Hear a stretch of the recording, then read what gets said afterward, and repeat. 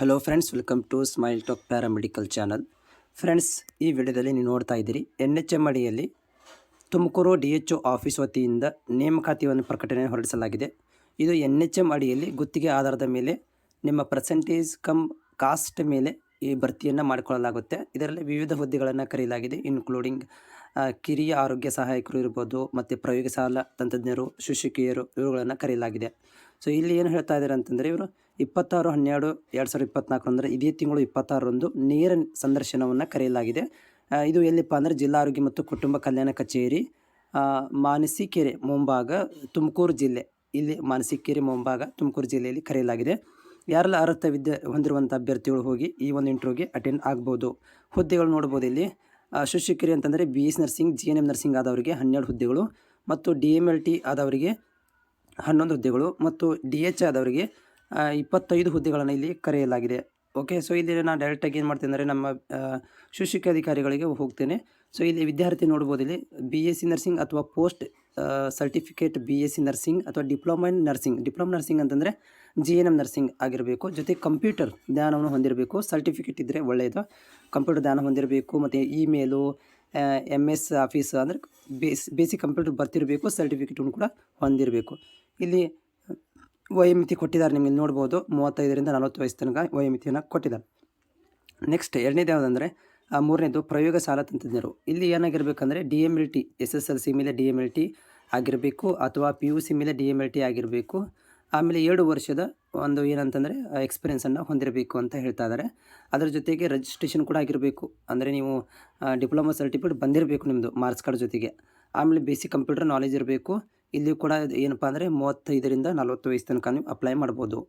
ಇನ್ನೊಂದು ಹುದ್ದೆ ಇರುವಂಥದ್ದು ಕಿರಿಯ ಆರೋಗ್ಯ ಸಹಾಯಕರು. ಇಲ್ಲಿ SSLC ಮೇಲೆ ನಿಮಗೆ DHA ಕೋರ್ಸ್ ಕಂಪ್ಲೀಟ್ ಆಗಿರಬೇಕು, ಅಥವಾ SSLC ಮೇಲೆ ಏನಪ್ಪ ಅಂದರೆ ಆರೋಗ್ಯ ಕಾರ್ಯಕರ್ತರ ತರಬೇತಿಯನ್ನು ಕೂಡ ಹೊಂದಿದರೆ ಒಳ್ಳೆಯದು. ಅದು ಗೌರ್ಮೆಂಟ್ ಆಫ್ ಕರ್ನಾಟಕದಿಂದ ಒಂದು ವಿವಿಧೋಶ ಏನು ಅಂದರೆ ಮೂಲ ಆರೋಗ್ಯ ಕಾರ್ಯಕರ್ತರ ತರಬೇತಿ ಅಂತ ಕರೆದಿರ್ತಾರೆ, ಅದನ್ನು ಆಗಿದ್ದರೂ ಒಳ್ಳೆಯದು. ಇಲ್ಲಪ್ಪ ಅಂತಂದರೆ DHI ಕೋರ್ಸ್ PUC ಮೇಲೆ ಅಥವಾ SSLC ಮೇಲೆ DHI ಕೋರ್ಸನ್ನು ಹೊಂದಿರಬೇಕು. ಇಲ್ಲಿ ನೀವು ನೋಡ್ತಾ ಇದ್ದೀರಿ ಹುದ್ದೆಗಳ ವಿವರಗಳನ್ನು ಇಲ್ಲಿ ಕೊಟ್ಟಿದ್ದಾರೆ, ಯಾವ ರೀತಿಯಾಗಿ ಇವರು ಹುದ್ದೆಗಳನ್ನು ವರ್ಗೀಕರಣ ಮಾಡಿದ್ದಾರೆ ಅಂತೇಳಿ, ಯಾವ ಕಾಸ್ಟ್ನವ್ರಿಗೆ ಅಂತೇಳಿ. ಸಾಮಾನ್ಯದಲ್ಲಿ ಎಲ್ಲರೂ ಅಪ್ಲೈ ಮಾಡ್ಕೋಬೋದು. ಸಾಮಾನ್ಯ ಅಭ್ಯರ್ಥಿಗಳಂದರೆ ಎಲ್ಲರಿಗೂ ಬರುತ್ತೆ, ಎಲ್ಲ ಕಾಸ್ಟ್ನವ್ರಿಗೂ ಕೂಡ ಬರುತ್ತೆ. ರಿಮೇನಿಂಗ್ ಯಾವ ಕಾಸ್ಟಲ್ಲಿ 0 ಇದೆ ಅವ್ರು ಏನು ಮಾಡ್ಬೋದು ಅಂದರೆ ಸಾಮಾನ್ಯ ಅಭ್ಯರ್ಥಿಗೆ ಟ್ರೈ ಮಾಡ್ಬೋದು. ಆಮೇಲೆ ನಿರ್ಬಂಧನೆಗಳು, ಷರತ್ತುಗಳು ಏನಿದಾವೆ ಅಂತ ನೋಡ್ದಾದರೆ. ಓಕೆ, ಸೊ ಇಲ್ಲಿ ನೋಡ್ಬೋದು. ಕ್ರಮ ಸಂಖ್ಯೆ 2ರಿಂದ 4 ಹುದ್ದೆಗಳ ಅಭಿನಯ ನಿರ್ದೇಶಕರು ಬೆಂಗಳೂರು, ಇವರ ಒಂದು ಅಂದರೆ ಇಲ್ಲಿ ಆದೇಶವನ್ನು ಕೊಟ್ಟಿದ್ದಾರೆ. ಸೊ ಇವ್ರ ಪ್ರಕಾರ ಏನು ಮಾಡ್ತಾಯಿದ್ದಾರೆ ಅಂತ ಇವರು ಕ್ಯೂನಿಕ್ಸ್ ನಡೆಸುವ ಅಥವಾ ಸರ್ಕಾರದಿಂದ ಮಾನ್ಯತೆ ಪಡೆದ ಸಂಸ್ಥೆಗಳ ಕಂಪ್ಯೂಟರ್ ಸಾಕ್ಷರತಾ ಪರೀಕ್ಷೆ ತೇರ್ಗಡೆ ಹೊಂದಿರಬೇಕು. ಅಂದರೆ ನೋಡಿ, ಇವರು ಏನಂತಿದ್ದಾರೆ ಅಂದರೆ ಕ್ಯೂನಿಕ್ಸ್ದಿಂದ ಅಥವಾ ಕರ್ನಾಟಕದಿಂದ ಮಾನ್ಯತೆ ಪಡೆದ ಸಂಸ್ಥೆಯಿಂದ ಕಡ್ಡಾಯವಾಗಿ ಏನಪ್ಪ ಸರ್ಟಿಫಿಕೇಟ್ ಬೇಕು ಅಂತ ಹೇಳ್ತಾ ಇದ್ದಾರೆ. ಇದು ಯಾಕಂದರೆ ಬೇಸಿಕ್ ಕಂಪ್ಯೂಟರ್ ಕೇಳಿದಾರಲ್ಲ ಅಲ್ಲಿ, ಅದಕ್ಕೆ ಕಡ್ಡಾಯವಾಗಿ ಕರ್ನಾಟಕ ಸರ್ಕಾರದಿಂದ ಮಾನ್ಯತೆ ಪಡೆದಿರುವಂಥದ್ದೇ ಬೇಕು. ಆಮೇಲೆ ಅರ್ಜಿ ನಮೂನೆಯನ್ನು 10ರಿಂದ 12 ಗಂಟೆ ಒಳಗಾಗಿ ತೆಗೆದುಕೊಳ್ಬೇಕು, ತದನಂತರ ಕೊಡೋದಿಲ್ಲ ಅಂತ. ಆಮೇಲೆ ಮೇಲ್ಕಂಡ ಹುದ್ದೆಗಳಿಗೆ ಲಭ್ಯವಿದ್ದಲ್ಲಿ ಮೀಸಲಾತಿ ಮತ್ತು ರೋಸ್ಟರ್ ಕಮ್ ಮೆರಿಟ್ ಅಂದರೆ ಪರ್ಸೆಂಟೇಜ್ ಮತ್ತು ಕಾಸ್ಟ್ ಮೇಲೆ ಕೊಡ್ತೀವಿ. ಅದಾದಮೇಲೆ ಬಾಹ್ಯ ಯಾವುದೇ ಥರ ಅಂತ ನಾವು ಅರ್ಜಿಗಳನ್ನು ತೊಗೊಳ್ಳೋದಿಲ್ಲ, ಅದನ್ನು ತಿರಸ್ಕಾರ ಮಾಡ್ತೀವಿ. ಆಮೇಲೆ ಅದರೊಂದಿಗೆ ನೇರ ಸಂದರ್ಶನ ಆಸಕ್ತಿಯುಳ್ಳವರು 26/12/2022 ಹಾಜರಾಗಲು ತಿಳಿಸಿದೆ. ಎಲ್ಲವೂ ಕೂಡ NHM ಅಡಿಯಲ್ಲಿ ಏನೋ ಒಂದು ಇದಿರುತ್ತೆ, ನಿರ್ಬಂಧನೆ ಇರುತ್ತೆ. ಅದರ ಆಧಾರದ ಮೇಲೆ ನಾವೇನು ಮಾಡ್ತೀವಿ, ಭರ್ತಿ ಮಾಡ್ಕೊತೀವಿ ಅಂತ ಹೇಳ್ತಾ ಇದ್ದಾರೆ.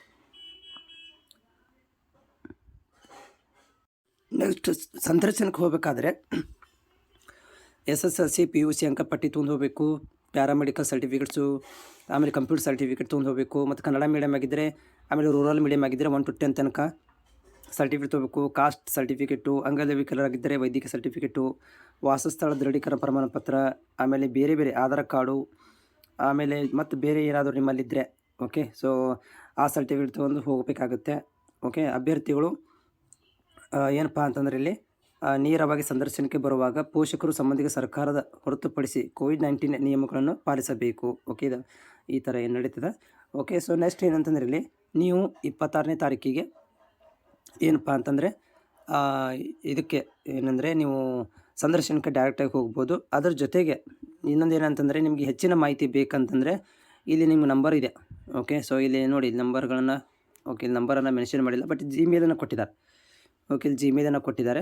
ಈ ಜಿಮೇಲನ್ನು ನಿಮಗೆ ಸಂಪರ್ಕಿಸಬಹುದು. ಬಟ್ ಇದು ಕೇಳಿರುವಂಥದ್ದು ಏನೆಂದರೆ 26ನೇ ತಾರೀಕಿಗೆ ನೇರ ಸಂದರ್ಶನ ಇದೆ ಅಂತ ಹೇಳಿದ್ದಾರೆ. ಈ ಒಂದು PDF ಏನಾದರೂ ಬೇಕಂದರೆ ನಾನು ಟೆಲಿಗ್ರಾಮ್ದಲ್ಲಿ ಹಾಕಿರ್ತೀನಿ, ಹೋಗಿ ಟೆಲಿಗ್ರಾಮ್ ಲಿಂಕಿಗೆ ಜಾಯ್ನ್ ಆಗಿ ಈ ಒಂದು PDF ಪಡ್ಕೋಬೋದು.